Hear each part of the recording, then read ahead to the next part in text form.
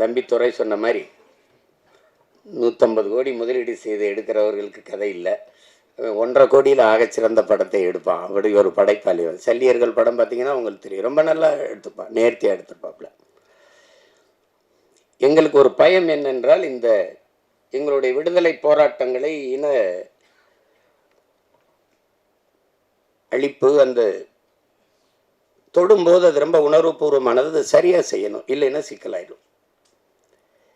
எங்கள் தலைவருக்கு அதில் ஒரு பெரிய கனவு. அவரை போல இந்த இனத்தில் பிறந்தவன்ல திரைக்கலையை நேசித்த ஒரு மகன் இதுவரைக்கும் இருக்க முடியாது. இங்கே இருந்த கட்சிகள், குறிப்பாக கம்யூனிஸ்ட் இயக்கங்கள், திராவிட இயக்கங்கள் எல்லாம் திரைக்கலையை ஒரு சாக்கடை, குப்பை, சினிமாக்கார பயல், இப்படி தான் பேசி பேசி அதை சாக்கடை சாக்கடையே என்றே சொல்லி கொண்டு விட்டார்கள். அதில் உருண்டு பிறண்ட நாயும் பண்ணியெல்லாம் நாட்டாண்டுட்டு போயிடுச்சு. இதுதான் நடந்தது, பெரிய விபத்து. அது திரைக்கலையை எங்கள் தலைவன் என்கிட்ட சொல்றார் பாருங்க, திரைக்கலை என்பது அறிவியலின் அழகான குழந்தைன்னு சொல்றாரு. அந்த வார்த்தையை எப்படி பயன்படுத்துறாரு பாருங்க, அறிவியலின் அழகான குழந்தை. திரைக்கலை ஒவ்வொரு தேசிய இனத்தின் அழகிய கலை முகம். எப்படி வைக்கிறார் பாருங்க. இப்படி பேசல அவர் மெதுவாக சொல்றாரு, நான் அதை எடுத்து சொல்றேன். அந்த பார்வை அவர் இடத்துல இருந்தது. அது காரணம் சின்லஸ் லிஸ்ட், பிரேவ் ஹார்ட், பென்ஹர், இந்த மாதிரி படங்களை பார்க்கும்போது நம்ம விடுதலை போராட்டம் ஏன் இப்படி ஒரு படமாக வரக்கூடாதுன்னு அவருக்கு ஒரு இது இருந்தது. ஒரு கெடுவாய்ப்பா தமிழ் பேரினத்தில் அவர் ஒரு நிர்வாக தலைவனாக இல்லாமல் தன் இன விடுதலைக்கு போராட்ட களத்தில், போர்க்களத்தில் நிற்கக்கூடிய தலைவனாக இருந்துட்டான். அவன் மட்டும் இவர்களை மேலே 50 ஆண்டு 60 ஆண்டு 10 ஆண்டு 20 ஆண்டுலாம் ஆள் இருந்த உலகத்திலே தலை சிறந்த நாடாக தன் இனம் வாழ்கிற நாட்டை கொண்டு விட்டான். அவனுடைய கனவு பல்லாயிரம் ஆண்டுகளாக தம் முன்னோர்கள் தூக்கி சுமந்த கனவு. அவன் அறம் சார்ந்து வாழ்ந்த ஆட்சி செய்த மறவர்களின் கனவு. அதனால அப்படிப்பட்ட ஒரு தலைவன் அதுக்காக பெருமுயற்சி எடுத்தார்.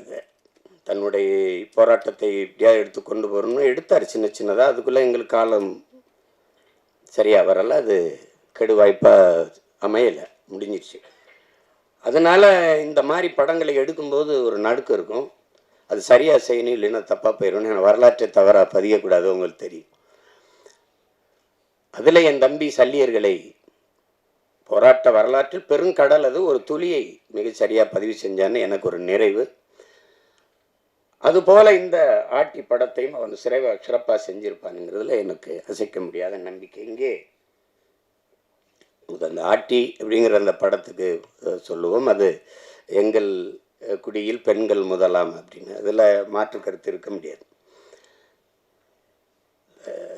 கிட்டு பேசும்போது வருத்தத்தில் சொன்னால் நமக்கு வரலாற்று பதிவுகள் எதுவும் இல்லை அப்படின்னு, அது ஒத்துக்கணும். இதில் நம்மளா பெருமையாக பேசிக்கிறது இருக்குல்ல. எப்படின்னா, வரலாற்றை படைக்கிறவனுக்கு அதை எழுத பதிவு செய்ய நேரம் இருக்காது. நம்ம செய்யலை இருந்தாலும் விழுந்துட்டா மீசையில் மண்ணோட்டில் பெருமை பேசுகிற மாதிரி தான். அடி இப்படி அடித்தானே, எவ்வளோ அடித்தாலும் தாங்கினேன் பார்த்தில்ல, அது மாதிரி பேசிக்கிறதா. அதையும் உணர்ந்தவன் இந்த இன வரலாற்றில் என்னுயிர் தலைவன் மேதகு பிரபாகரன் அவர்கள் மட்டும்தான். இப்போ எங்களுக்கு பார்த்தீங்கன்னா, நமக்கு நம்ம பாட்டன் அரசனுக்கு அரசன் அருள்மொழி சோழன் உலகின் பல்வேறு நாடுகளை வென்று, கடல் பல கடந்து, படை பல நடத்தி, பல்வேறு நிலப்பரப்பு வென்று 3வது பெரிய பேரரசை நிறுவினார். இது ஆனால் அது ஆண்டாங்கிறதுக்கு ஒரே ஒரு சான்று தான் இருக்குது, பெருவுடையார் கோயில் தான் இருக்குது, தஞ்சை பெரிய கோயில் மட்டும். அதுக்கு முன்னாடி இன்னொரு பாட்டன் கரிகால் பெருவள சோழன் ஆண்டுகாண்டா நம்மளை, அதுக்கும் சான்று இந்த கல்லணை தான். இல்லைன்னா எங்கள் கதையை முடிச்சிருப்பான். அதை வச்சுட்டு நாங்கள் எதோ சொல்லிட்டு இருக்கோம். அப்போ நமக்கு வரலாற்று சான்றுகள் இல்லை, தமிழர்களுக்கு வரலாறு இல்லை. அப்போ இலக்கிய சான்று தான் இருக்கு, வெறும் இலக்கிய சான்று தான் இருக்கு. அதில் இப்போ பாண்டிய நெடுஞ்செழியன் மதுரை ஆண்டான், அதில் எங்கள் பாட்டி கண்ணகி பெருமாட்டி போய் கால் சிலம்பி உடைச்சி இது நீதியை நிலைநாட்டினான்னு ஒரு காப்பியம் இருக்குது. ஆனால் வரலாறு இல்லை. அப்போ அதில் இந்த வரலாற்றை மீட்டுருவாக்கம் செய்கிறதுல ஒரு பெரிய சிக்கல் இருக்குது. என்ன இங்கே சொன்ன மாதிரி, கிட்டு செஞ்ச மாதிரி நம்மளுடைய வரலாற்றை பதிவு செய்யலாம் நம்மவே இல்லாதனால எல்லாம் கற்பனை ஆயிடுச்சு. இலக்கியம் பொய் பேசும், சுவைபட சொல்லு. இலக்கியம் என்பது நயம்பட உரைத்தல், அதுதான் உங்களுக்கு. அது சுவைபட சொல்லுதல், அது பொய் பேசும். இப்ப உருகி சுகம் பெற மார்பை திருகி எரிந்தால் தீயிட்டால்னு சொல்லும்போது அது என்ன இப்படி அப்படின்னு கேட்கும்போது, அப்ப நான் எங்க வாத்தியார், தமிழ் வாத்தியார் குப்புசாமி எனக்கு பாடம் நடத்தும்போது, அப்ப இப்ப இருக்கிற மதுரை வேற மதுரையா ஐயான்னு கேட்டார். அப்படி இல்லடா, தீ பற்றி எரிந்ததுன்னா வாழ்ந்த மக்கள் அவளுக்கு நேர்ந்த துயரத்தை துன்பத்தை கண்டு வயிறு எரிந்தார்கள்ங்கிறத அப்படி சொல்லியிருக்காங்க சுவைபட அப்படின்னு. அப்ப இலக்கியம் பொய் பேசும், இதிகாசங்கள் பொய் பேசும், புராணங்கள் பொய் பேசும், காப்பியம் காவியம்லாம் பொய் பேசும். ஆனால் வரலாறு பொய் பேசக்கூடாது, பொய் பேசாது, பொய் பேசாது. அதனாலதான் நாங்கள் முற்றுமுழுதாக வரலாற்றில் புறக்கணிக்கப்பட்ட ஒரு இனத்தின் மக்கள் இன்றைக்கு வரைக்கும். இப்ப உதாரணமா, இப்ப கண்ணகி அவளை எடுத்துக்கிட்டா எங்களுக்கு என்ன பெருமை இருக்குதுன்னா, சோழ நாட்டுல பிறந்து பாண்டிய நாட்டுல இறந்து சேர நாட்டுல தெய்வமாகிறா. எழுதின எங்க பாட்டன் இளங்கோவடிகள் 3 மன்னர்களை இணைத்து, 3 நிலப்பரப்பை மன்னர்களை இணைத்து ஒரு காப்பியத்தை செய்கிறார். அது காப்பியம், அது கற்பனை. ஆனால் கண்ணகியிலும் சிறந்தவள் இருக்கிறார் எங்கள் குலத்தில், எங்க முன்னோர். அது எங்க பாட்டி வேலு நாச்சியார். அது காவியம், இது வரலாறு. ஆட்டினா பாருங்க, ஆட்டி படைக்கிறானையா அப்படிங்கிற மாதிரி ஆட்டி படைத்தால் ஒரு பெண்மகள். தமிழர்கள் பொதுவா மானுடனே தாய் வழி சமூகத்திலிருந்து வந்தவன் தான். முதல் திணையிலே நம்ம முதல் நிலத்திலே தாய் வழியில், 2வது நிலமும் தாய் வழி, 3வது மருத நிலத்தில் என்று வேளாண்குடிகளாக மாறுகிறோமோ, அவன் காட்டை பார்க்க போகும்போது வீட்டை பார்க்க பெண் இருக்கும்போது, ஒருவனுக்கு ஒரு தீங்கிறது வரும்போது தந்தை வழி சமூகமா ஆயிருது. அங்கதான் முதல் எழுத்து. எங்க ஐயாமையும் சொல்றாருல, பேரை போடும்போது அவர் எசக்கிய சேர்த்துக்கிட்டார் அப்படின்னு. அப்ப தந்தை வழி சமூகமா வரும்போது தான் அது வரைக்கும் பெண்ணு தான், தாய் வழி சமூகம் தான். நம்ம அதை மாற்ற முடியல. இன்று வரைக்கும் நாடு தாய் நாடு தான், மொழி தாய்மொழி தான். என் தம்பி கார்வனன் சொன்னது மாதிரி, இந்த தமிழ் குடிகளுக்கு 90 விழுக்காட்டுக்கு மேலே பெண் தெய்வங்கள் தான். எனக்கு கூட என்னுடைய குலதெய்வம் வீரமாகாளி பெண்ணு தான். இங்கே இருப்பீர்கள் நீங்கள். எங்கள் இன வரலாறு இந்த திராவிடர்கள், அதுவும் ஐயா ராமசாமி பெரியார் வந்த பிறகுதான் எங்களுடைய வரலாறை தொடங்குகிறார்கள். திராவிட வரலாறு, திராவிட.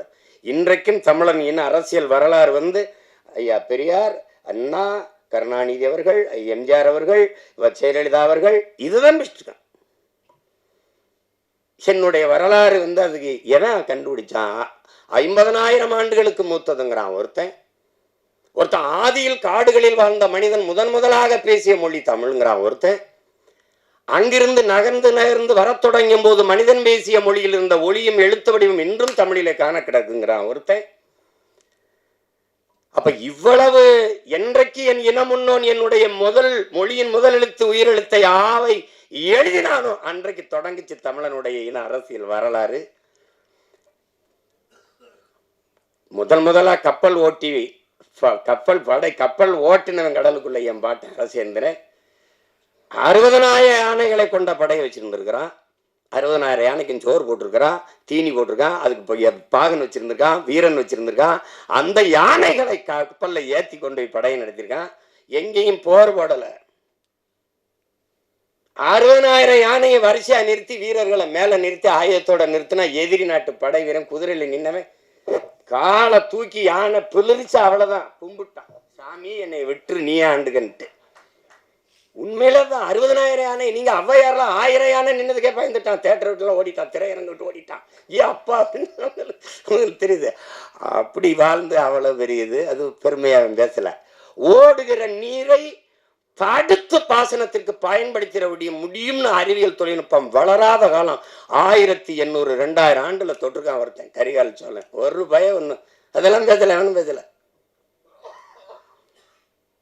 யாரும் பேசுறது இல்லை, எவனும் பேசுறது இல்லை.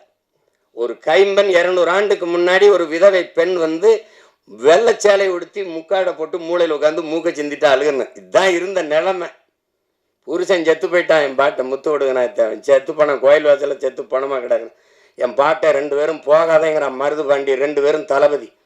போக வேணாம், வெள்ளைக்காரன் வருமா சுத்துவான் பயப்படுது. ஒன்று கவலையே படாம மகளை தூக்கிக்கிட்டு போய் அவன் உயிரற்ற கிடந்த உடலின் மீது சத்தியம் செஞ்சு இழந்த நிலத்தை நான் மீட்டே தீர்வேன்னு போறா ஒரு மகள். ஒரு கைம்பெண், இந்த சமூகம் சொல்ற மாதிரி ஒரு பெண்மகள். என் அன்பு சொந்தங்களை நீங்க கொஞ்சிருங்க, இந்த நிலத்தில் எத்தனையோ வீரம் இருந்திருக்கான். இந்திய பெருநிலம் அடிமைப்பட்டு கிடக்குது, அந்த நிலத்தின் விடுதலைனே வச்சுக்க. எந்த ஒரு மகனும் வென்றதில்லை போர்ல வெள்ளக்காரண்ட தோற்று தான் இருந்திருக்கான். ஏஎம் பாட்டன் தீரன் சின்னமலையோ புலித்தேவனோ இல்ல அழகுமுத்துக்கனோ எவனுமே தோற்று தான் போயிருக்கான். ஒரே ஒரு பெண்மகள் தான், ஒரே ஒரு பெண்மகள் தான் போரிட்டு வெள்ளையனை தோக்கடித்து இழந்த நிலத்தை மறுபடியும் மீட்டவள் ஒரே ஒருத்தி, எங்க பாட்டி மானமரத்தி வேலுநாச்சியார் தான். உண்மையிலே ஆட்டினா அவதான். அதை நம்ம பேசுறதுல வரலாற்றுல அவர் படிப்பினை இல்லை. கண்ட கண்ட நாய் பேய்க்கெல்லாம் தெருவிலங்கும் ஜலை இருக்கு. என் பாட்டிக்கு இந்த சிவகங்கை அரண்மனை வாசல ஒரு மரப்பாச்சி தண்டி பொம்மை வச்சிருக்கான். இதெல்லாம் அப்ப எப்படி வருதுன்னா கோவம் வருது. வரலாற்றில் நீ புறக்கணிக்கப்பட்டுட்டாய். உன் பாடத்திட்டத்திலே தென்னாட்டின் சான்சிராணின்னு தான் உன் பாட்டி எழுதியிருக்கான் வேலுநாச்சியார. வேலுநாச்சியார் பிறந்து இறந்து 85 வருஷம் கழிச்சு பிறக்கிறான். மணிக்கர்ணைங்கிற பெண் 85 வருஷம் கழிச்சு பிறக்கிறார். இளம் வயதிலேயே திருமணம் முடிச்சு கொடுத்ததுனால சான்சி அந்த மன்னன் இறந்து போனதுனால அந்த நிலப்பரப்புக்கு அவர் தலைவியாகி அரசியானதுனால சான்சி ராணி. இளம் வயது திருமணம்னால பாய், லக்ஷ்மி பாய், சான்சி ராணி லக்ஷ்மி பாய்னு பேர் வருது. நீ என்ன வரலாற்றுல பதிவு செஞ்சிருக்கணும்? சான்சி ராணி எழுதும் போது வடநாட்டின் வேலுநாச்சியார்னு எழுதியிருக்கணும். ஆனா நீ என்ன பண்ற? தென்னாட்டின் சான்சி ராணின்னு என் பாட்டி எழுதுற. அங்க நான் பேசாம மண்டையாட்டிட்டு இருந்தேன் பாரு, அங்க செத்துச்சு என் வரலாறு, அங்க போயிருச்சு என்னுடைய வரலாறு. நீ என் பாட்டை வாவு சிதம்பரனாரை விட நீ என்ன வல்லபாய் பட்டேல் பெரியாள். நீ என்ன பண்ணிட்ட நீ? ஆனா வல்லபாய் பட்டேல் எனக்கு வரலாறு இருக்குது, என் பாட்டன் வாவுசி இல்லை. அதாங்க அது சிக்கல். கற்பனை கூட நீங்க செய்ய முடியாது. என் தாத்தன் வழக்கறிஞர், என் அப்பன் வழக்கறிஞர், நான் வழக்கறிஞர். ஒரு முறை நேர் நின்றால் இன்னைக்கு 50,000, அன்னைக்கு 50,000 என் பாட்டனுக்கு. ஒரு முறை வழக்கு நீதிமன்றத்தில் நேர் நின்னா. அவ்வளவு செல்வந்தன், சொத்தம்பட்டை இழந்தான் மண்ணின் விடுதலைக்கு. இந்த தமிழ் மக்களின் மானம் கப்பலேற விடக்கூடாது என்பதற்காக கப்பல் ஓட்டிய ஒரு பெருந்தமிழர், சுதேசி கப்பல்.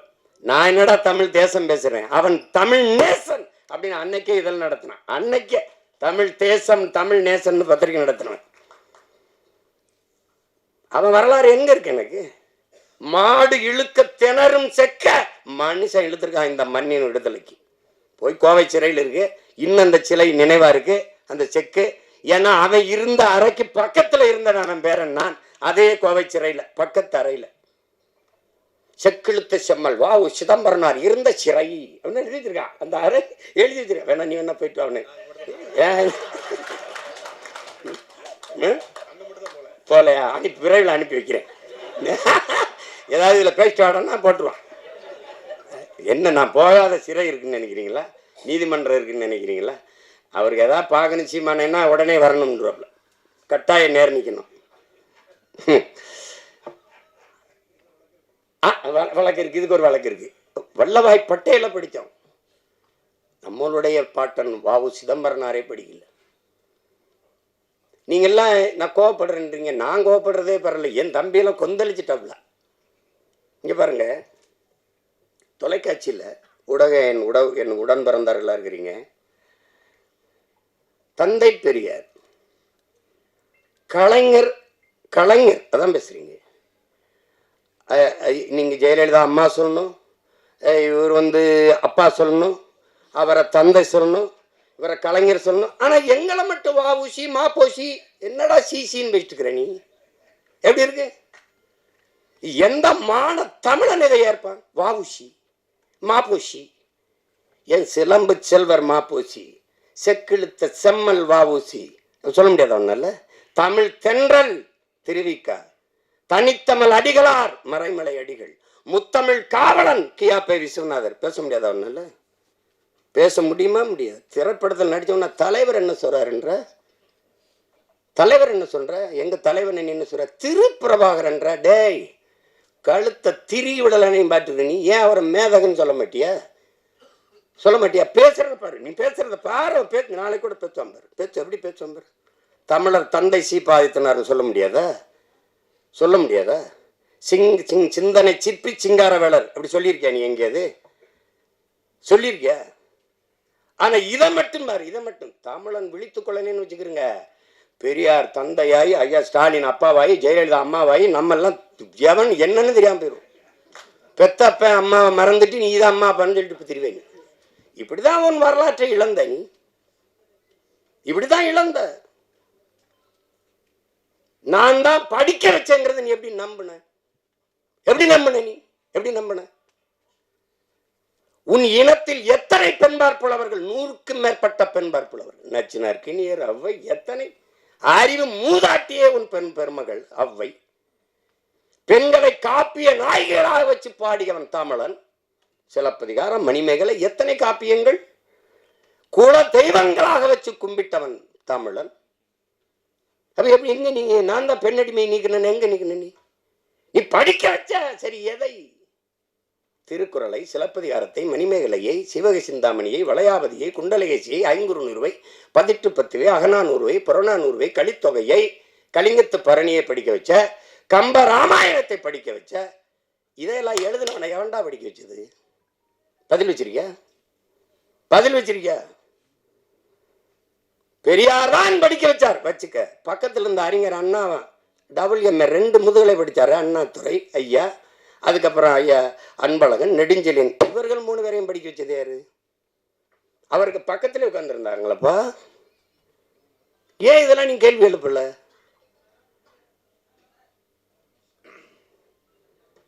வரலாற்றை மறந்துவிட்ட இனம் சுடுகாட்டில் இறந்து கிடக்கிற பிணம்ங்கிற கோசிமி எங்க இருக்குது உன்னோட? எங்க நீ பெண்ணை அடிமைப்படுத்தின? தமிழன் பல்வேறு நிலப்பரப்பை வென்றான், எந்த இனத்தையாவது அடிமைப்படுத்தி ஆண்டான். ஒரு செய்தி சொல்றா பாப்போம். என் மாண்புடா, என் மாண்பு தமிழ் பேரன்பின் தாயிடா. இல்லைன்னா யாரும் ஊரே யாவரும் கேளீர்னு எந்த மொழி சொல்லியிருக்குடா? பிறப்பு ஒக்கும் எல்லா மனிதருக்கும் கூட பாடல, எல்லா உயிருக்கும். உலகத்துல எந்த மொழி சொன்னது? என் தமிழ் தான் சொன்னது. என் தமிழ் தான் பாடியது. புதியது ஒரு உலகம் செய்வோம், கெட்ட போரிடும் உலகத்தை வேரோடு சாய்ப்போம். என் தமிழ் தான், என் தமிழ் தான். காக்கை குருவி எங்கள் சாதி, நீல் கடலும் மலையும் எங்கள் கூட்டம். எங்கள் தமிழ் தான். இந்த எனக்கெல்லாம் கற்பிச்சேங்கிற பாரதி பிறந்து இறந்து 1921 நம்ம பாட்டன் பாரதி இறந்து போறான். 36 தான் ஐயா ராமசாமி பெரியார் பேசவே ஆரம்பிக்கிறாப்ல. பேசவே ஆரம்பிக்கிறார். அவன் பாடாத பெண்ணியமாடா, அவன் பாடாத கல்வியை வலியுறுத்தியாடா. எப்படி? தமிழை சனியன் என்கிறார், அவன் இனிது என்கிறார். வான் அளந்த அனைத்தும் அளந்த வன்மொழி வாழியவங்கிறான். வான் அளந்த அனைத்தும் அழிந்தவரா என் தமிழ்ங்கிறான். வான் அளந்த அனைத்தும் அறிந்தவரா என் தமிழ் வளர்மொழி வாழியவேங்கிறான். நீ காட்டு மிராண்டிங்க. சிங்களம் புட்ககம் சாவகம் யாவும் சென்றேறி பல தீவனுக்கும் சென்றேறி அங்கு தங்கள் புலிக்கொடி மீன்கொடி நின்று சால்புற கண்டவர் தாய் நாடுங்கிறான். எப்படி? நீ காட்டு மிராண்டிங்கிற. என்ன தர்றான் பாருங்க, முட்டாள்கிற. உலகம் புறாவென்று தன் கொடியை நாட்டியவன்டா, பரம்பரையிடா வேண்டாம். எப்படி இருக்கு? வெறியில தான் ஒருத்தன் வந்துட்டான். டே, தாய பழித்தவனை யார் தடுத்தாலும் விடாதே, உன் தமிழை பழித்தவனை தாயே தடுத்தாலும் விடாதேங்கிறான். இதுல எங்கிட்டு இருக்கார் பெரியார் சிறியார்? எங்களுக்கு எவனா இருந்தாலும் சரிதான். என் மொழியை இழிவு செய்தவன் எவனா இருந்தாலும் எங்களுக்கு எதிரி தான். தமிழ் சனியன் ஒளி, முதல்ல அந்த சனியனை ஒளிடா. இதான்டா கோட்பாடு. இல்ல பெரிய தத்துவம் அதெல்லாம் தூக்கிட்டு வர்றதில்லை. எங்க கோட்பாடை பாரு. இப்படி எவனா பத்தியா? என் இறைடா, என் இறை சிவன் தன் உடலில் சரி பாதையை கொடுத்து நிற்கிறான். அது ஆணுக்கு பெண் சமம் அல்ல என் உடன் பிறந்தார்களே, ஆணும் பெண்ணும் சமம். அதுதான் எங்க கோட்பாடு, எங்கள் நிலைப்பாடு. ஆணுக்கு பெண் என்ற கோட்பாட்டை ஏற்கல. ஆணும் பெண்ணும் சமம். அதை நிறுவி காட்டியவன் எங்கள் உயிர் தலைவன். ஆணுக்கு நிகராக பெண்ணுக்கு அரசியல் செய்ய காவல்துறையிலே, வான்படையிலே, கடற்புடி படையிலே, கரும்புடி படையிலே எல்லாவற்றிலும் சமபங்கை கொடுத்தவன் என் உயிர் தலைவன் மேதகு பிரபாகரன் அவர்கள். அதைத்தான் அவன் பிள்ளைகள் இன்று 234 இடம் என்றால் 117 ஆண்கள் 117 பெண்களை கொடுக்க காரணம் அதுதான். இதில் பெருமை ஒன்றுமில்லை, பிறவி கடமை செய்கிறோம், அவ்வளவுதான். பெண்ணை போற்றாத எந்த இனமடா உயர்வடைஞ்சிருக்கு. பெண்ணு என்னது தனியா வந்து ஒப்பந்தம் பண்ணி செய்யற பொம்மை அது. என்னை பெற்றவளடா, என் உடன் பிறந்தவளடா. அதன் போற்றாத சமூகம் எப்படி மேன்மை அடையும்? எப்படி உயர்வடையும்? எப்படி உயர்வடையும்? பெண்ணடிமை தீர் மட்டும் பேசும் திருநாட்டில் மண்ணடிமை தீர்ந்து வருதல் முயல்கும் பேங்கிறான் புரட்சி பாவலர். அதான் இங்க இருக்கிறது. பெண்ணால முடியாதுன்னு என்ன இருக்குது? அப்ப எப்படி எங்க பாட்டியால முடிஞ்சது, வேலுநாச்சியாரால முடிஞ்சது? நடந்தது நிகழ்காலத்துல. பெண்புலி எங்க தலைவர் வந்து ஒரு இதா கொடுக்குறாரு, ஒரு இலக்கை, இதை போய் செய்யுங்கன்னு. பல முறை ஆண் போராளிகள் நம்ம பிள்ளைங்க போய் பாருங்க, தோற்று வராங்க. போன எல்லாருமே ஆண் புலிகள் தான். ஏன் இதுல பெண் புலிகளுக்கு நம்ம பிள்ளைகளுக்கு வாய்ப்பு கொடுக்கல? ஏன் அவங்க போகலன்னு தலைவர் கேட்கும்போது, நம்மளாலே முடியல, நம்ம பசங்களாலே முடியல, பெண்கள் எப்படி அண்ணான்னு கேட்கும்போது, இல்லை ஒரு தடவை கொடுத்து பாருங்களேன் வாய்ப்பு. சரியாக போய் அந்த இலக்கை வென்று முடித்து வந்தார்கள். உங்களுக்கு தெரியும், நம்மளுடைய அங்கையர்கண்ணி நம்முடைய அக்கால் முதல் பெண் கரும்புலி, உங்களுக்கு தெரியும் எல்லாம். உங்களால் கற்பனை செய்ய முடிகிறதா? என் உடன் பிறந்தார்களே, பேரன்புமிக்க பெற்றோர்களே, சிங்கள இராணுவ கடற்படையினுடைய மொத்த கட்டுப்பாட்டையும் வைத்திருக்கிற ஒரு கப்பல், ஒரு போர்க்கப்பல். அந்த கப்பல்ல தான் மொத்த கடற்படை இயக்கமும் இருக்கு. அதான் இருக்குது, அதுக்குள்ள இருக்கு. அதை தகர்க்கணும். அதை தகர்க்க ஒரு தலைவன் யாரை தேர்வு செஞ்சிருக்கலாம்? ஆனால் ஒரு பெண்மகள், அவள் பேர் அங்கையர்கண்ணி. அந்த அங்கையர்கண்ணி அவள் கரும்புலியாக அவளை தேர்வு செய்யறாங்க. அப்படின்னா நெஞ்சில குண்டை கட்டிட்டு வெடிக்கணும். அவளே ஆயுதமா மாறணும். அதான் கரும்புலின்னா அவளே ஆயுதம், உயிரே ஆயுதம். அதான் அது. அப்ப போகும்போது அவளுக்கு அந்த 2-3 நாள்ல, நாளைக்கு காலையில ஒரு கரும்புலி மறவனுக்கு இந்த நாளில், இந்த கிழமையில், இந்த தேதியில், இந்த நேரத்தில் நான் சாக போகிறேன் என்பது தெரியும். ஆனால் மகிழ்ச்சியா தான் இருப்பான், எல்லாரோடும் பேசிட்டு இருப்பான், சிரிச்சுட்டு இருப்பான். இந்த நொடியில நம்ம சாக போறோம்னு தெரியும். அப்படி ஒரு மகளுக்கு தெரியுது, ஒரு பெண் மகளுக்கு தெரியுது. அவள் அந்த பெரிய இலக்கை தகர்க்கணும். அதுல 3 நாளைக்கு முன்னாடி காய்ச்சல் வந்துருது. இந்த காய்ச்சல் அடிக்கிறதே சக தோழிகளுக்கோ போராளிகளுக்கோ சொல்லிட்டா அன்னைக்கு தகவல் போயிடும். ஒரு உடம்பு முடியலன்னா அன்னை நம்மளை பின்னடைய வச்சுட்டு வேற ஆளை தேர்வு பண்ணிடுவாருன்ட்டு அதை விட்டு கொடுக்காம, அதை சொல்லாமல், தன் உடல் நிலை சரியில்லாதையும் சொல்லாமல் அந்த மகள் அப்படியே வச்சு அந்த உடல் அந்த காய்ச்சல் அடிக்கிறதோட அவள் அதிகாலையில் பயணப்படுறா. போய் அந்த தாக்குதலுக்கு ஒரு மாலையில் இப்போ கிளம்பி எல்லாரும் போய் இரவில் என்ன இருக்குது, நாங்கள் ஆவணப்படம் வச்சு வெளியிட்டோம். அவள் பயணம் அனுப்பி வைக்கிறாங்க. தன்னுடைய சகாக்கள் எல்லாம் போய் ஒரே மகள் 36 கிலோமீட்டரை ஒரு கடும் குளிரில் கடலுக்குள்ள தனி மகளா, ஒரு பெண்மகள் ஒரே மகள் அந்த குளிர்ந்த அடர்ந்த குளிருக்குள்ள ஆழ்கடல் நீஞ்சி போறா. 36 கிலோமீட்டரை 13 மணி நேரங்கள் ஒரே மகள் தனியாக நீஞ்சி போய் இந்த இரவு முடிஞ்ச அடுத்த பகல் தொடங்குற இந்த 12 மணிக்கு நடு உள்ள போய் அந்த கப்பல்ல போய் நின்று நடு கப்பலை அடிச்சு தகர்த்து எரிஞ்சா பாரு. உலகம் திரும்பி பார்த்து, ஒரு மகள், ஒரு பெண் மகள். குலதெய்வம் எப்படி உருவாகுதே? இப்படிதான். அந்த மகள் அங்கையர்கண்ணி தான் தன்மானமிக்க தமிழ் பேரினத்தின் குலதெய்வமாக மாறி நிற்கிறான்னா அதுதான். அப்படிதான் எங்க குலதெய்வம் ஒன்றும். அதனால பெண்ணுனால் இது முடியாது என்று சொல்வது ரொம்ப கடினம். ரொம்ப அப்படி சொல்லிட்டு போக முடியாது. அதனால இந்த தமிழ் சமூகம் பெண்களை பெரிதும் போற்றிய ஒரு சமூகம், பெரிதும் போற்றிய சமூகம். பெண்ணை இதுவரைக்கும் பேர் சொல்லி கூப்பிட்டது கிடையாது. அம்மா, தாயே, தெய்வமே, அப்படிதான் இன்னைக்கு நம்ம வீடுகளில் கூப்பிடுறது அப்படித்தான் இருக்கு. அப்படிதான் இன்னும் கூப்பிடுவோம். ராசாத்தி, கண்ணு, அம்மா, என் தெய்வமே, என் தாயே, அப்படிதான் கூப்பிடுவாங்க. அப்படித்தான் இதுவரை நம்ம வீடுகளில் எல்லாரும் அப்படி கூப்பிடுறது வழக்கம் இருக்குது. அது வரலாற்றில் புறக்கணிக்கப்பட்ட நிராகரிக்கப்பட்ட இனத்தின் மக்கள் ஒரு நாள் தங்களுக்கான வரலாற்றை தாங்களே எழுதுவார்கள் என்று அறிவாசான் அண்ணல் அம்பேத்கர் சொல்றார் என்றால் அது சும்மா அல்ல. அப்படி வரலாற்றில் நிராகரிக்கப்பட்ட புறக்கணிக்கப்பட்ட இனத்தின் மக்கள் எங்களுக்கான வரலாற்றை நாங்களே மீட்டுருவாக்கம் செய்கிற மறுபதிப்பு செய்கிற பணியை செய்கிறோம்.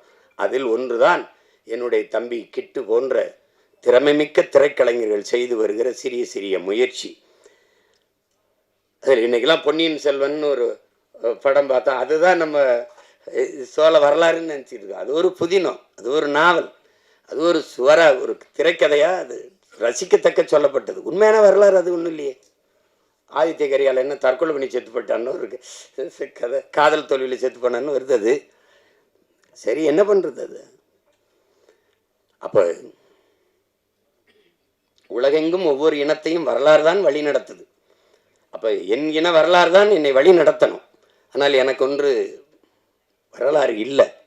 அப்போ அதுதான் இங்கே இருக்கிற தடுமாற்றத்துக்கு காரணம். அதுதான் உங்களுக்கே தெரியும். தமிழருடைய அரசியல் வரலாறுன்னா இதுதான் இருக்குது, இதுதான் இருக்குது. அதை பேச மாட்டாங்க. நீங்கள் அதை சொல்லவே மாட்டாங்க. ஆகப்பெரும் மேதைகள் அறிஞர்கள் வாழ்ந்த நிலம் இது. ஜீவானந்தம் சிங்காரவேலரை தாண்டி இங்கே வேணுமா? அயோத்திதாரசர், ரெட்டமலை சீனிவாசன், MC ராசாவோட தலைவர்கள் உங்களுக்கு வேணுமா? இல்லை அவங்களாம் தலைவராக தெரியலையா? பெரும் பெரும் மேதைகள் வாழ்ந்திருக்காங்க இந்த நிலத்தில். தன்னலமற்று உண்மையும் நேர்மையுமாக இந்த மக்களுக்கு வாழ்ந்து மறந்திருக்கான்.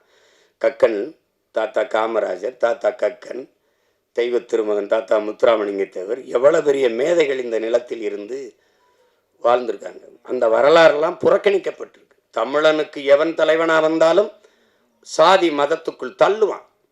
தமிழன் அல்லாத எவன் வந்தாலும் அவனை அப்படியே தலைவனாக ஏற்று கொண்டாடுவான். இது ஒரு நோய், இது ஒரு நோய்.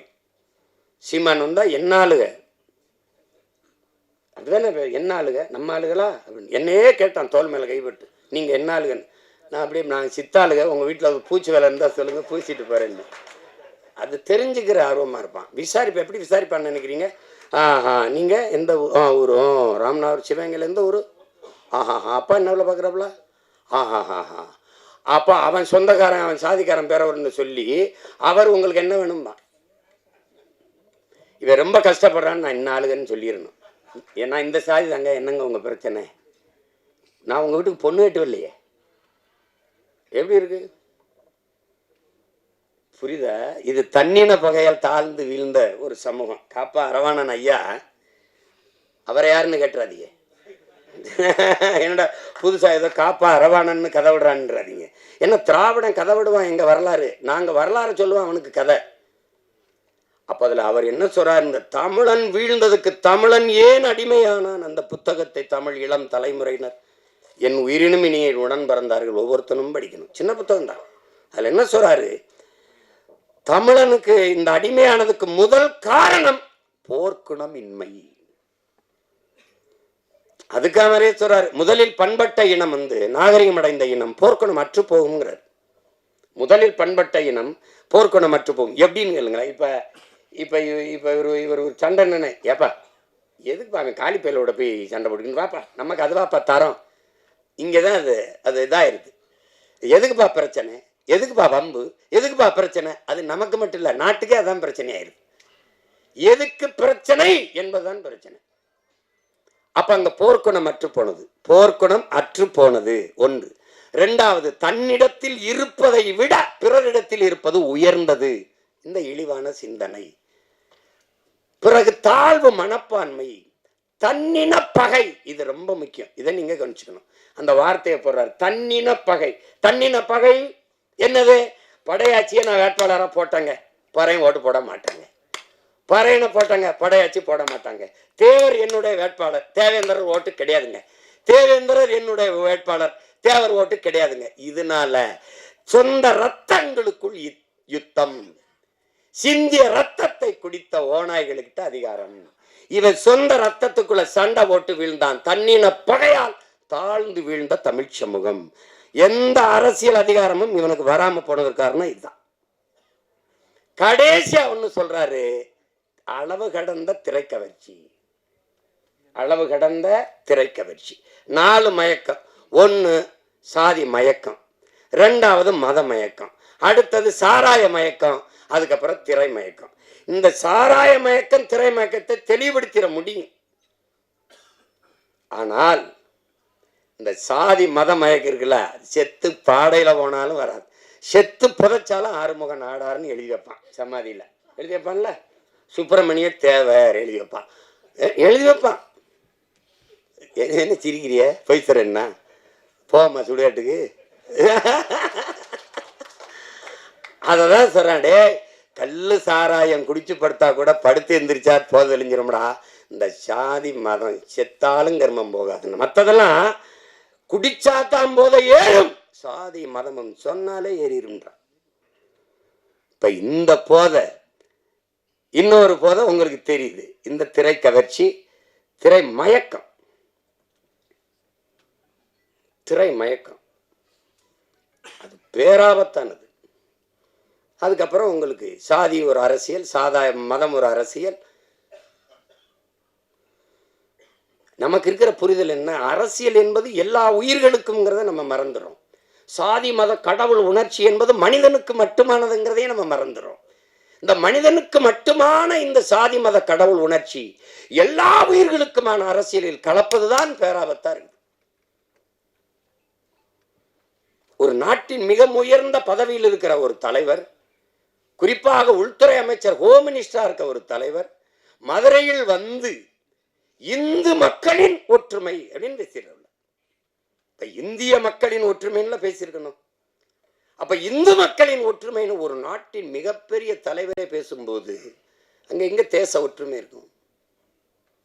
அது எப்படி இருக்குது? அது எவ்வளவு பெரிய ஆபத்தான ஒரு கருத்தா இருக்குது பத்தியில. இதுதான் பிரச்சனை. இதை ஒழிக்கணும்னா ஒரே ஒரு ஆயுதம் தான் நம்மகிட்ட இருக்குது, அதுதான் புரட்சி. கட்சி அரசியல்களால் இதை சரி செய்ய முடியாது. புரட்சி ஒன்றால் தான் இந்த தீமைகளை எல்லாம் புரட்டி போட முடியும்.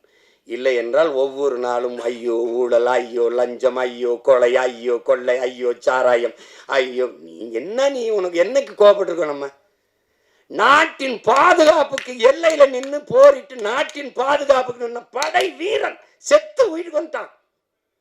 உயிரற்ற உடல் வருது. எத்தனை கோடி, எவ்வளவு லட்சம் இந்த நாடு மத்திய மாநில அரசுகள் கொடுத்திருக்கு? யாராவது நெஞ்ச தொட்டுச்சு? யாராவது சொல், யாராவது சொல். இந்த நாட்டின் ராணுவ வீரன் நாட்டை பாதுகாக்க போரிட்டு எல்லையில நின்று செத்து வந்தான். மத்திய அரசு 1 கோடி அறிவிச்சது, 2 கோடி அறிவிச்சது, முடியாதா? மாநில அரசு கொடுத்தது. ஒருத்தன் வெங்கல பதக்கம் வந்தா 1 கோடி அந்த நிறுவனம், 1 கோடி இந்த மாநில அரசு, 1 கோடி அந்த அரசு. அப்ப செத்து வந்ததுக்கு என்ன கொடுத்திருக்கு? கள்ளச்சாராயம் குடிச்சு செத்தவனுக்கு 10 லட்சம். ஒரு முதலாளி அவன் காட்சி வித்து பல லட்சங்களை சம்பாரிச்சு கொண்டிருக்கிறான். கொழுப்படுத்து போய் ஒருத்தன் குடிச்சு செத்துருக்கான். ஒரு முதலாளியின் லாப தேவை, ஒருத்தன் போதை, இதுல செத்து விழுந்தவனுக்கு 10 லட்சம் மக்கள் காசுல கொடுக்கப்படுது. ஆனா நாட்டை காப்பாற்ற எல்லை நின்று செத்து வந்தவனுக்கு எத்தனை லட்சம்? யாராவது சொல்லுங்க. நான் ராணுவத்துக்கு போய் செத்தன்னா, நாட்டுக்காக செத்தால் என் வீட்டை என் நாடு பாதுகாக்கும்ங்கிற எண்ணம் வராத போது எவன்டா நாட்டு ராணுவத்தில் வந்து சேருவான்? எவன் சேருவான்? அப்புறம் தேசப்பற்று எப்படி வரும்? நாட்டுப்பற்று எப்படி வரும்? நாட்டுக்காக செத்தவன் மீதே நாடு பற்று வைக்காத போது நாட்டுப்பற்று எவனுக்கு வரும்? சாதாரண குடிகளுக்கு எப்படி நாட்டுப்பற்று வரும்? எப்படி வரும்? எல்லாத்தையும் நம்ம சகித்துக்கிட்டோம் பாருங்க. இந்த இடத்துல கோவப்படலை, இந்த இடத்துல கேள்வி வரல. ஏன் இப்படி நடக்குது? கேள்வி வரல. ஏன்னா குப்பையை கூட்டுற தொழிலாளியை கூட நீ தனியார் முதலாளிக்கு கொடுத்துருவீங்கன்னா அப்ப எதை தான் நீ வச்சுப்ப? 1 கிலோ குப்பை, 1 கிலோ குப்பை வரல 12 ரூபாயாங்க. யாராவது சொல்லுங்க, எல்லாம் படிச்சவங்க தானே இருக்கீங்க. 1 கிலோ குப்பையை அள்ளி எடுக்க 12 ரூபாயா?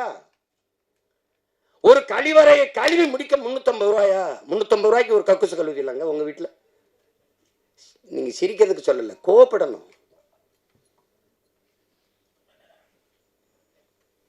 நம்ம பாட்டன் தாத்தன் சொல்றான்ல, ஏமாறுகிற இருக்கிற வரை ஏமாற்றவே இருப்பான், ஏமாற்றவன் இருப்பான்.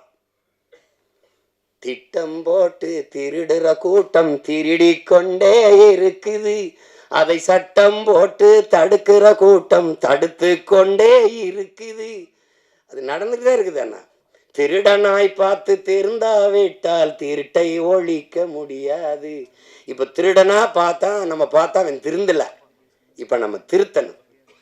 அவன் தான் திருந்தலையே, 1 வருஷம் 2 வருஷம் இல்லையா, 60 வருஷம் திருடுறான். அவன் திருந்தலே, அப்ப என்ன பண்ணணும்? திருத்தணும். யார் திருத்தணும்? நாம தான். என்ன பண்ணணும்? உங்க கையால என்ன பண்ணணும்? ஒரே அழுத்த ஒரு அழுத்த அழுத்தணும். என்னது? ஒற்றை விரல் புரட்சிங்கிறது சரிதான். அது தெரியல. அவங்க உட்கார்ந்துருக்கிற அவங்க எல்லாம் அதிகாரம் அது நாம கொடுத்ததுங்கிற எண்ணம் நமக்கு வரணும். நம்ம போட்ட ஒத்த ஓட்டுல வந்த வலிமை தான் அதுன்னு வரணும். உங்களுக்கு என்ன வரணும்? அதுதான் முக்கியம். இங்கே அப்ப அங்கதான் மாறுதல். அதுதான் அண்ணல் காந்தியடிகள் உலகத்தை எப்படிப்பட்ட மாறுதலுக்கு கொண்டு வர நினைக்கிறியோ அதை உன்னிலிருந்து தொடங்குடாங்கிறாரு. நீங்க நான் என்னிலிருந்து தொடங்குறேன், நீங்க உங்களிலிருந்து தொடங்குங்க, நம்மிலிருந்து நல்ல மாற்றம் தொடங்கட்டும். நான் 6 மாசத்துல தேர்தல் வருது, அப்பவாவது ஒரு மாறுதல் வருதான்னு பார்ப்போம். அதான் ரொம்ப முக்கியம். என்ன ஐயா மனே?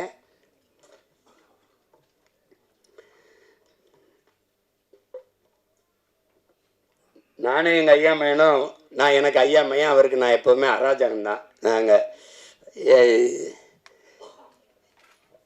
உங்களுக்கு தெரியும், எங்கள் அப்பா தமிழ் கடல் நெல்லைக்கண்ணன் எங்கள் அப்பா. அவங்க எப்போவும் என்னை வந்து மகனே ஐயான்னு தான் அழைப்பாங்க, மகனேன்னு அழைப்பாங்க. நான் ஏதாவது கேட்டால் வாழ்க வாழ்க தமிழுடன் அப்படி தான் சொல்லுவாங்க. வாழ்க தமிழுடன். எப்போவுமே வைக்கும்போது ஐயா படிக்கணும், ஐயா படிக்கணும், ஐயா படிக்கணும், ஐயா படிக்கணும், அது சொல்லிட்டு தான் வைப்பாங்க. அப்படி எங்களை தமிழ் பால் ஊட்டி வளர்த்த தாய் தந்தை எல்லாமே எங்கள் அப்பா தான். எங்கள் அப்பாவுடைய அன்பு மகன் எங்கள் ஐயா மகன் சுகா அவர்கள் பெரிய அறிஞர், அமைதியாக இருப்பார், பெரிய எழுத்தாளர், பெரிய ஆற்றலாளர், பெரிய திரைக்கதை. அது அந்த என்னன்னா, எங்கள் அப்பா இளையராஜாவுக்கு முன்னாடி நான் ஒரு காரியம் சாதிக்கணும்னா பாடி காட்டினா போதும், டேய் நீ பாடாத நான் செய்கிறேன்றாங்க. எங்கள் அப்பாவுக்கு முன்னாடி பாடி காட்டணும்னா நீங்கள் என்ன வேணாலும் நினைச்சுக்கிறீங்க, நான் பாடி காட்டுவேன், பாடுவேன். அது ஒரு தடவை என்னை கூட என் முன்னாடி நீ பாடி காட்டுறான்றாப்புல. அப்பா நான் சொல்லிட்டு தானே பாடினேன். என்ன தெரியுமா அதில் அந்த வானத்தை போல மனம் படைச்ச மன்னவனே அப்படின்னா நல்லா இருக்காப்பா, நான் பாடிடுறேன். இல்லைடா நீ என் முன்னாடி பாடி, உங்கள் முன்னாடி தான் பாடி காட்ட முடியும் அப்படின்னு. ஏன் அவர் பாடும்போது ஒரு கோவம் வராதுன்னா, அவர் சுதி சுத்தமாக பாடுவார், இசை தெரியும், எனக்கு தெரியாது. அதனால அவர் ஒரு மெட்டு போட்டு வச்சிருப்பார், நான் ஒன்று பாடி விடுவேன். அதில் டே தயவு செய்து பாடாதரா, நீ என்ன சொல்றியோ செஞ்சிடண்டா. அது மாதிரி அவ்வளோ ஒரு இது. எங்கள் ஐயாமை சொன்னதெல்லாம் உண்மைதான். ஏன்னா உங்ககிட்ட சொல்கிறதுக்கு என்ன, நான் முத மேடையில் எப்படி பேசுறதுன்னு எனக்கு யாரும் கற்றுக் கொடுக்கல. எனக்கு கற்றுக் கொடுக்கல. 5 வயசில் எப்படிலாம் மேடையில் ஏறி பேசணும் அப்படின்னு கற்றுக் கொடுக்கல. எப்படி சண்டை போடணும்னு தான் 5 வயசாக இருக்கும்போது ஒரு சிலம்பு கம்பை கொடுத்து கற்றுக்க சொன்னாங்க. அப்புறம் 10ஆவது படிக்கும்போது கராத்தே வகுப்பில் போய் சேர்த்து விட்டாங்க. முதல்ல சண்டை தான் கற்றுக்கிட்டேன், அப்புறம்தான் பேச கற்றுக்கிட்டோம். மேடையில் பேசும்போது ஒருத்தன் குறுக்க பேசிட்டு இருந்தா முதல்ல கற்றுக்கிட்டது ஞாபகத்துக்கு வந்துடுது. அவங்கெல்லாம் நிறுத்திக்கிட்டு இருக்காங்க, நான் போய் அடிதடியில் ஈடுபட்டு இனிமேல் சிறைக்கு போகிறேன்னு. சிறையிலிருந்து வந்து தான் கட்சி ஆரம்பிச்சிருக்கேன். அதையும் கவனத்தில் வச்சுக்கிட்டு பேசணும். நான் ஆள் வச்சு அடிப்பேன்னு நினைக்கிறாங்க, நானே போய் அடிப்பேன். அதெல்லாம் தம்பி. ஏன்னா நான் இங்கே இருக்கிற தலைவர்கள், ஐயா கருணாநிதி ஐயா, ஐயா எம்ஜிஆர் ஐயா, ஐயா அம்மா ஜெயலலிதா அம்மாவெல்லாம் பார்த்து அரசியல் செய்ய வந்தவன்ல. தான் செத்தாலும் சரி தன் இனம் வாழ்ந்தால் போதும்னு நின்ன உலகத்தின் தலை சிறந்த வீரன், என் இனத்தின் பெருமாவீரன் பிரபாகரனின் மகன். சும்மா போய் அதான் இதெல்லாம் கிடையாது. இப்போ எங்கள் ஐயா பரிணாமன் பாடலை நினைவுபடுத்தினாங்க. என் தம்பி எசைக்கு கார்வண்ணன் கூட அன்னையும் பாடினாங்க. இதுதான் வேலை. சமைப்போம், சாப்பிடுவோம், டப்பாவை கவித்து வச்சுட்டு தாளம் போட்டுக்கிட்டு மாறி நாங்கள் பாடுவோம். அந்த பாட்டை நம்ம கம்யூனிஸ்ட கட்சிகளில் நாங்கள் பயணிக்கும்போது நம்ம தோழர்கள் பாடினதான் ஐயா பரிணாமன் பாடல். குறிப்பாக என்னுடைய தம்பிகள் ரொம்ப நல்லா பாடுவாங்க. இது ஆனால் அதில் என்ன நான் விட்டுட்டேன் பிறன்னா, 10 தலை ராவணனே ஒத்த தலை ராம வென்றான்னு வருது. நமக்கு புரிதல் வரும்போது 10 தலை கிடையாது, அதுவும் வரலாற்று திரிவு தான். கலை பத்தில் தலை சிறந்தவன் திசை எட்டும் புகழ் கொண்டவன் ராவண பெருந்தகை. அதுதான் இந்த கலைபத்தை தலைபத்தா பின்னாடி வந்த மாதிரி தான். ஒருத்தன் 10 தலையோட பிறக்க முடியுமான்னு பாருங்க. அதுல இன்னும் கோவம் வரும் பாருங்க. அந்த ஜண்டுபாம் விளம்பரத்துக்கு அப்படியே வந்து பலே ராவணா ஜண்டுபாம் டே நான் வர்றதுக்குள்ள ஓடி போயிருங்களா கொண்டே விருவேன். அவன் கலைபத்தில் தலை சிறந்தவன் திசையெட்டும் புகழ் கொண்டவன். அதை போய் கலைபத்தை தலைபத்தாக்கி ஒத்தத்தலை ராம வென்றான்னு போட்டான். அதுல மொத்தத்துல வீரம் வேணும்னதுல நான் ஒத்துக்கிறேன். அது ஒத்துக்கிறேன். அந்த பாடல் அதை விட்டுற போறேன். ஆனால் இவ்வளவு நேரம் இந்த நிகழ்ச்சியை மிக அழகுற நெறியாலை செய்த அன்பு தங்கை கவிதா அவர்களுக்கு என்னுடைய அன்பும் வணக்கமும் வாழ்த்துக்களும். அவங்க ஊடகத்துறையிலையும் பணியாற்றி கொண்டு இதை எங்கள் ஐயாமையும் சொன்னார், அவங்க தமிழ் நல்லா உச்சரித்து பேசுகிறாங்கன்னு. ஏன்னா நாங்கள் தேட வேண்டியது இருக்குது, யார் தமிழ் நல்லா பேசுகிறா. இல்லை லைஃப்பில் சொல்ல வேண்டியது இல்லை, வாழ்க்கையில் வாழ்வில் இருக்கு சொல்லு இருக்கு. எல்லா சொற்களுக்கும் நமக்கு உயிர் சொற்கள் வேர் சொற்கள் கணக்கில்லாமல் இருக்குது. பயன்படுத்தணும், கொஞ்சம் பயன்படுத்தணும். அதுதான் நம்ம சொல்கிறது, வேற ஒன்றும் இல்லை. யார் மேலே எங்களுக்கு கோபம் இல்லை. தாய்மொழியை பேச தெரியாத இனம் வந்து வாழாது. அதனால அது அந்த வருத்தம் தான் எங்களுக்கு. அது ஒன்றும் இல்லை. தங்கை எப்படி பேசுனதுல எனக்கு ஒன்றும் வருத்தம் இல்லை. ஏன்னா தமிழ் பேசுனா படிக்க தெரியாத பிள்ளைன்னு நினச்சிருவாங்க. நான் பள்ளிக்கூடம் படத்தில் நடிச்சிட்டு இருக்கும்போது இந்த கையெழுத்து நினைவு கையொப்பம் வாங்க வரும்போது நான் தமிழில் கையெழுத்திட்டேன் அன்புடன்னு. சினேகா அவர்கள் வந்து ஆங்கிலத்தில் கையெழுத்திட்டாங்க. நான் கேட்டேன் எப்படின்னு. ஐயா நான் வந்து தமிழில் தான் போட்டுக்கிட்டு இருந்தேன். ஒரு தடவை தமிழில் போட்டபோது ஒரு அம்மாவும் பொண்ணு வந்து கையெழுத்து வாங்கிட்டு போனாங்க. போகும்போது தமிழில் கையெழுத்து போடுறாங்க, இந்த இவங்க படிக்கலை பொறுக்குன்னு. அது தமிழில் கையெழுத்து போட்டால் படிக்கலைன்னு நினச்சிக்கிறான். அப்போ படிக்கலை, பள்ளிக்கூடம் போல இருக்கு, தமிழ்லே பேசிட்டுக்கிறான்னு நினைக்கிறான். அதனால அந்த பாடல் நீங்கள் கேட்டிருப்பீங்கன்னு நினைக்கிறேன். அதை இப்போ யாரும் அந்த பாடுறது இல்லை. அந்த பாடலில் 10 தல ராவணன ஒத்த தல ராம வென்றான். இந்த பாட்டை நானும் எங்கள் மாமா சவுந்தர அவர்களும் ஐயா பாக்கியராஜ் வீட்டுக்கு போனோம்னா அது ஒரு தடவை அந்த பாட்டை பாடுங்க அப்படிம்பாங்க. தாளம் போட்டு நாங்கள் பாடுவோம். 10 தல ராவணன ஒத்த தல ராம வென்றான், மொத்தத்துல வீர வேணும் சுடலமாடா. இந்த வித்தைகளை கத்துக்காம சத்தியத்தை ஒத்துக்காம கத்துனா போனதெல்லாம் கிடைக்குமாடா தம்பி, கத்துனா போனதெல்லாம் கிடைக்குமாடா. 10 தல ராவணன் ஒத்த தல ராம வென்றான், மொத்தத்துல வீர வேணும் சுடலமாடா. இந்த வித்தைகளை கத்துக்காம சத்தியத்தை ஒத்துக்காம கத்துனா போனதெல்லாம் கிடைக்குமாடா தம்பி, கத்துனா போனதெல்லாம் கிடைக்குமாடா. புலி பசித்து கிடந்தாலும் புள்ளை தின்ன மாட்டாது, போட்டத திங்கிறமே சுடலமாடா. நம்ம பொண்டு உள்ள வாழ்க்கையில கண்ட சுகம் ஏதும் இல்ல, தெண்டத்துக்கு உழைக்கிறமே நியாயமாடா தம்பி, தெண்டத்துக்கு உழைக்கிறமே நியாயமாடா. இது அந்த பாடல் ஐயா பரிணாமன் அவர்கள் எழுதினது. அது ரொம்ப முற்போக்கான பாடல். அந்த வரியை தவிர மற்றெல்லாம் நமக்கு உடன்பாடு. இப்போ இருந்தால் கூட ஐயா மாற்றி அதை கொடுப்பாங்க அதில். அப்போ அது எவ்வளவோ பாடல்கள், எவ்வளவோ சித்தர்கள், ஞானிகள், யோகிகள் எல்லாம் தோன்றி என்னென்னமோ.